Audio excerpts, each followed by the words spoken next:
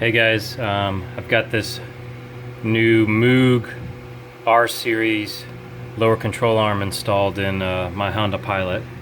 Went in fairly easy. Just a little trick for you when you're putting this in.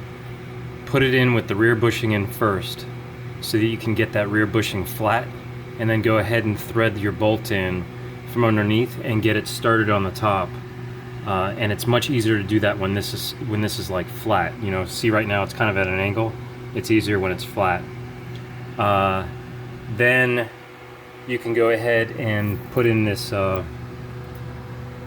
this next bushing over here, this next part of the control arm, and then go ahead and run your bolt through there, and then you can attach the ball joint down here.